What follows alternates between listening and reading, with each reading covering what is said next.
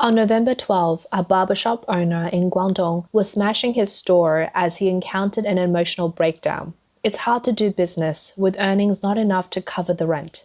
Recently, a large shopping mall in Dalian, Liaoning, closed down. The shops were all shuttered, with trash scattered on the ground, presenting a scene of decline.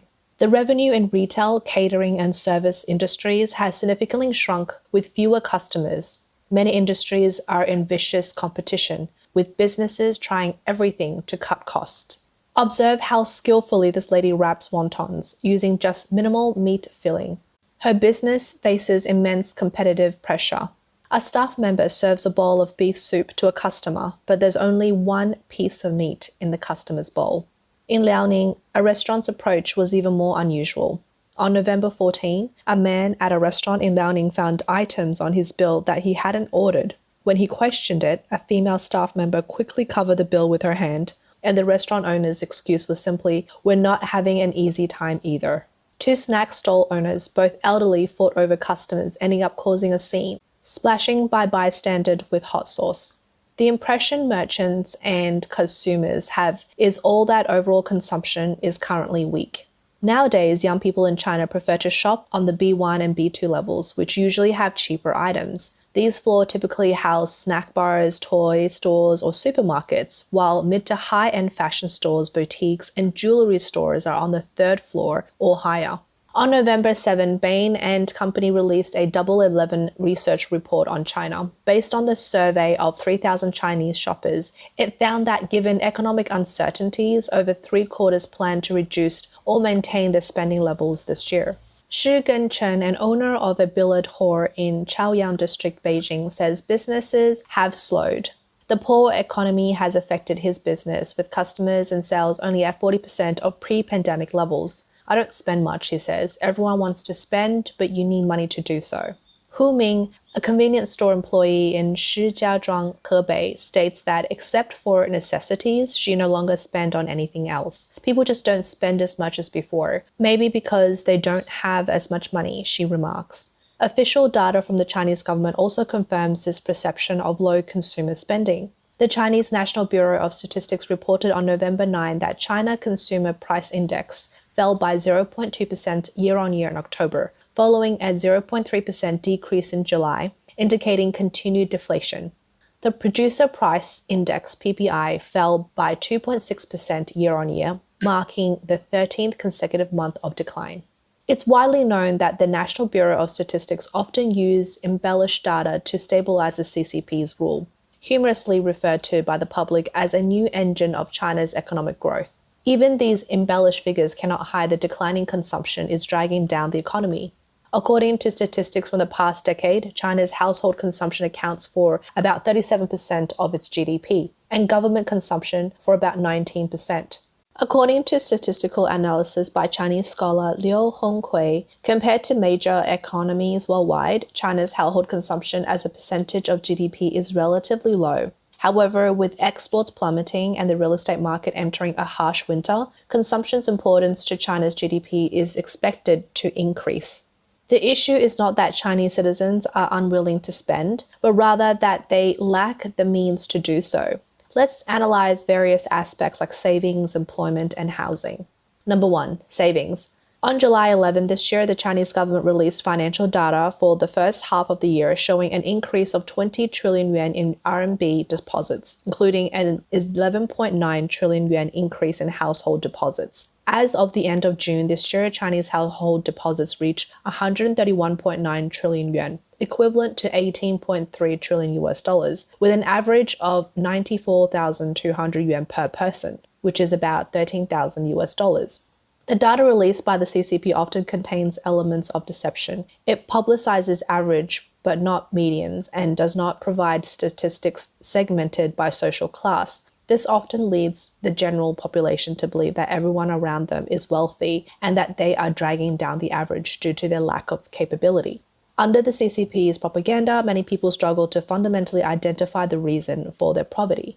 In reality, averages do not accurately reflect each individual situation. Anyone who averaged with Jack Ma would appear wealthy. According to data from China Merchants Bank, about 2% of the depositors hold 80% of the deposits. Previously, China's official Gini coefficient for 2023 was announced as 0.47, indicating a highly unequal distribution. In China, the truly wealthy are typically powerful families or officials.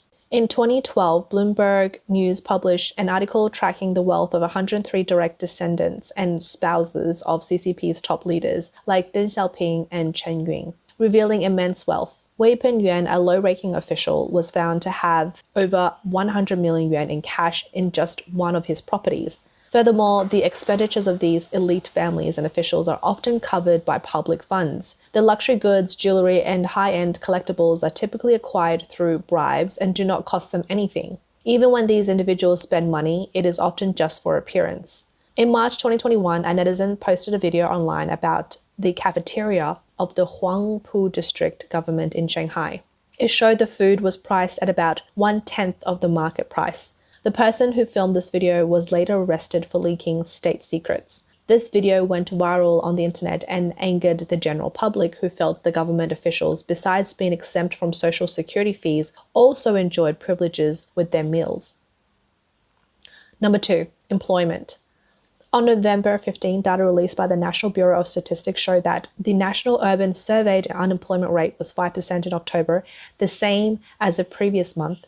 At a glance, it is a positive sign with only a 5% unemployment rate. However, it's important to note that this is the urban surveyed unemployment rate, not the actual unemployment rate. It's calculated based on sample surveys, and the key is the methodology of these surveys. The CCP is adept at creating such terms to deceive the public. They do not survey those who are unemployed. The reality is that many people have lost their jobs due to company layoffs or leave without pay. Recently, Li Bing, chairman and CEO of NIO, an electric car manufacturer, sent an internal letter titled Organizational Optimization and 2-Year Priorities to its employees, confirming a reduction of about 10% in positions to be completed in November. This means nearly 3,000 employees will lose their jobs. In the first half of 2023, NIO reported a net loss of nearly 11 billion yuan, accumulating a total loss of 76.4 billion yuan over the past 5.5 years. A laid-off NIO employee revealed nearly 80% of NIO employees were explicitly or inexplicitly told that buying an NIO car was essential to keep their jobs. Last year, I reluctantly took a loan of 300,000 yuan to buy an ET5 to avoid unemployment. Moreover, he mentioned that his supervisor suggested that promotion would require them to persuade friends and relatives to buy cars. He convinced his cousins to each buy one, and in total he referred nearly 10 people to buy NIO cars, only to be laid off within a year. On November 8th, Foshan Golden World Innovation Aluminum Co. Ltd. in Guangdong issued a notice for the Chinese New Year holiday, announcing a 6-month holiday from November 9, 2023 to April 1st, 2024. For 6 departments, due to issues like decreasing demand, overcapacity, and thin profit margins, this means nearly 400 people will be unemployed during this period. According to Chinese media reports, on November 12, a 25-year-old woman in Guangdong, Shanxi, who lost her job, and her recently retired father were hired by her mother to be her driver for 20 yuan a day. Xiao Shu said that she had been working as a product manager in Beijing for 2.5 years before being laid off.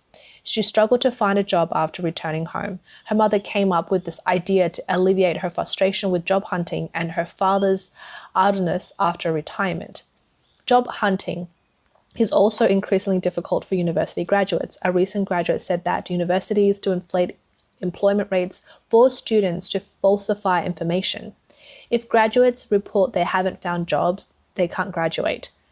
Luo Yang, a graduate from Shenyang, said that her school required students to report having found jobs, otherwise they wouldn't receive their diplomas. A rural resident in Liaoning, Xiao Li, mentioned few university graduates find jobs. Most return home to sell vegetables at street stalls or work at a farm. A relative of mine spent a lot of money on university education and after graduating had to pay hundreds of thousands in bribes to a hospital leader to secure a job as a doctor. Academic fraud, thesis fraud, and the necessity of bribes for almost everything are rampant here. Youth unemployment in China continues to rise. Official data from the CCP show that the national youth unemployment rate reached 21.3% in June this year, after which no further data was released. However, Zhang Dandan, an associate professor at Peking University, believes that the real youth unemployment rate could have been as high as 46.5% in March, far exceeding the official figures. This year, the number of college graduates in China reached 11.58 million, putting unprecedented pressure on the job market. It's not just corporate layoffs, even graduates are facing unemployment. Even civil servants, traditionally seen as having iron rice bowls, that is, stable jobs, are also facing unemployment. Recently, police departments in Guangdong, Shandong, and other places have reduced the number of local police stations through closures and mergers, explained by authorities such as optimization and integration to improve efficiency. However, insiders report that many auxiliary police officers are facing layoffs, a move to reduce fiscal expenditures. In China, it's common for police to use their power for revenue generation. A video on Twitter shows Chinese police trying to confiscate an electric bicycle a woman uses to take her children to school, leaving her distraught. Recently, all people fishing at Chongqing Caiyuanbai were arrested. Families were notified to pay for their release, essentially amounting to kidnapping and extortion. Earning money is even harder for farmers, who are placed at the bottom of the society. A woman's voice in a video, "This morning my mom and I worked all morning and sold a tricycle load of scallions, over 150 kilograms. Guess how much we earned? You won't believe it. Less than 40 yuan, about 5.6 US dollars. Number 3, housing. Housing expenses are the largest consumption item for Chinese citizens. According to statistics from the Chinese Academy of Social Sciences, housing accounts for 70 to 80% of the Chinese household assets. Data from the central bank shows that nearly 80% of Chinese home buyers use loans for their purchases. The real estate debt of urban residents in China accounts for 137.9% of their household income. Almost 80% of home buyers have become burdened with heavy debt. Afraid of unemployment, illness, travel, and marriage, the first thing they do after receiving their monthly salary is to repay the mortgage.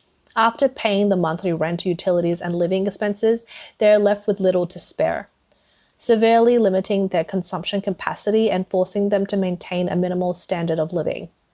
The most tragic are those who bought unfinished properties. They have to repay bank loans while also paying rent. On November 15, Nomura Securities reported that by the end of 2022, there were about 20 million unfinished pre-sold residences in China. Various levels of the Chinese government take about 70% of the total housing price through land sales and taxes. Essentially, since the housing reform in 1999, the Chinese government has begun continuously plundering the wealth of the people, turning them into home mortgage slaves while creating the illusion of economic prosperity driven by real estate. The high proportion of expenses for housing also significantly limits people's spending power. Another factor is the high arbitrariness and uncertainty of Chinese policies. For example, the shift from strict pandemic controls to a more lax approach, from keeping a low profile to assertive diplomacy. Commentator Wen Zhao summarized this as governing a large country is like cooking a large pancake, implying that policies can suddenly flip 180 degrees. Social security in China is low, so people save money to guard against potential risks. Gao Shanwen, chief economist at Essence Securities, stated that the Chinese economy shows a significant scarring effect from the pandemic. The uncertainty about future income and concerns about income growth have kept consumers' willingness low. He believes the contractionary effect on the Chinese economy is very severe.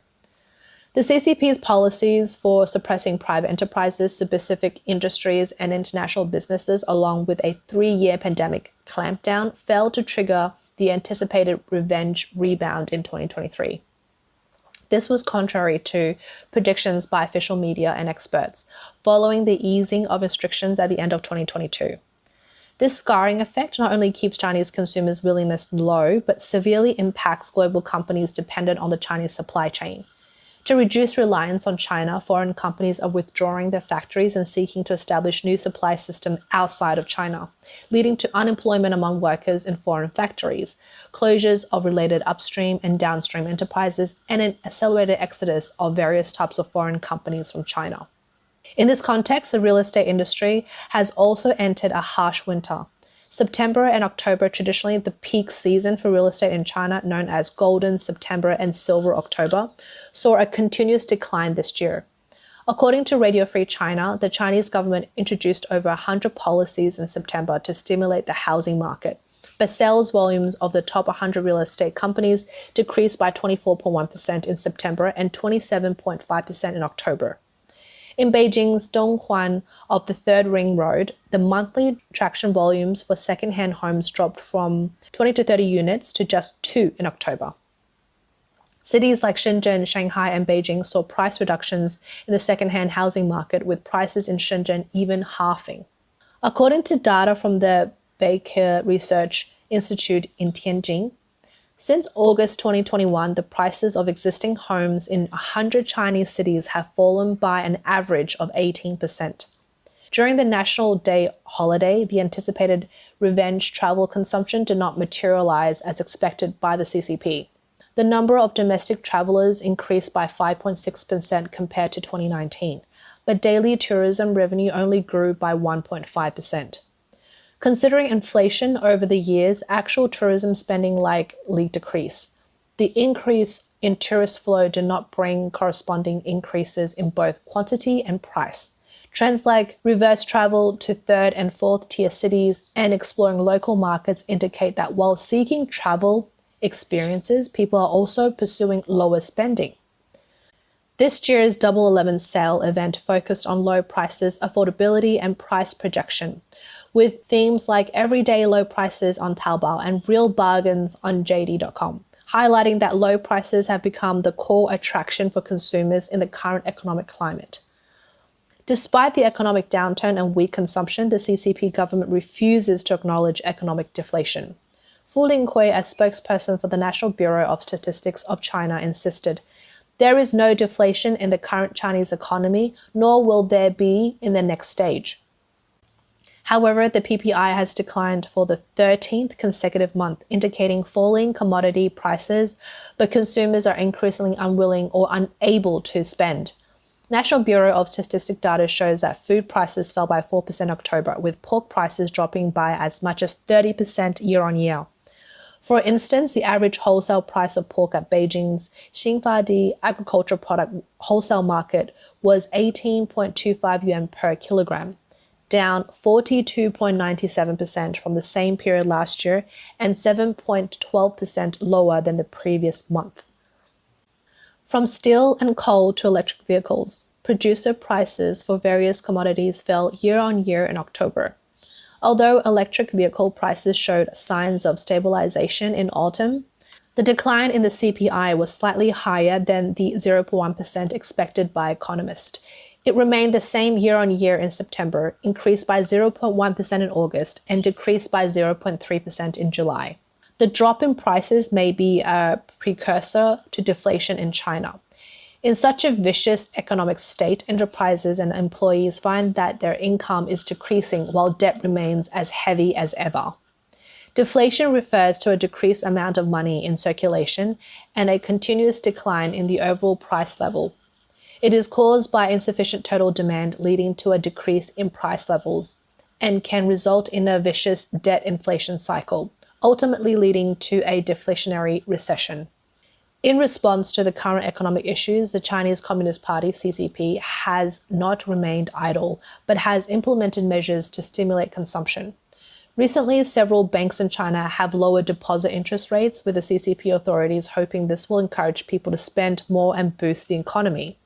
Since late October, numerous rural commercial banks and village town banks in China have reduced interest rates for 1 year, 3-year, and 5-year term deposits, with reductions ranging from 10 to 40 basic points. Before this, on September 1st, major state-owned banks, including the Industrial and Commercial Banks of China, the Agriculture Bank of China, the Bank of China, China Construction Bank, and Bank of Communications, as well as China Merchants Bank, also lowered their deposit rates. The 1-year fixed deposit rate was reduced by 10 basic points, the 2-year rate by 20 basic points, and the 3-year and 5-year rates by 25 basic points each. Liaoning, chief analyst of fixed income at Soochow Securities, told Yichai Media that in the context of low prices and a slowing economic recovery, lowering deposit rates could stimulate residents to convert more savings into consumption. He mentioned that there is still room for further reduction in deposit rates amidst the ongoing fluctuations in the capital market this year with large swings in the net value of stocks, funds, and financial products. More residents prefer to deposit their funds in banks. As residents' income increase and their reluctance to spend grows, the CCP is attempting to address this by raising prices. According to a post on the WeChat account of the People's Bank of China, the central bank's Monetary Policy Committee meeting on September 25th emphasized increasing the implementation of monetary policies, mentioning the need to promote a low-level rise in prices and maintain them at a reasonable level. The public has questioned this approach. The fundamental issue of reduced income should be addressed by increasing employment rates and income to enhance residents' spending power and confidence in the future. However, the CCP is taking measures to promote price increases, raising the question of whether they aim to stimulate or suppress consumption. Netizens commented, stimulating the economy should involve lowering prices and raising salaries, not raising prices and lowering salaries. They cited examples from Japan, the United States, and Taiwan, where governments issue currency to encourage spending, whereas China only issues documents and articles. Currently, the CCP practices assertive diplomacy internationally and shows a tendency to revert to Cultural Revolution-era policy domestically, leading to an accelerated decoupling from economically developed regions.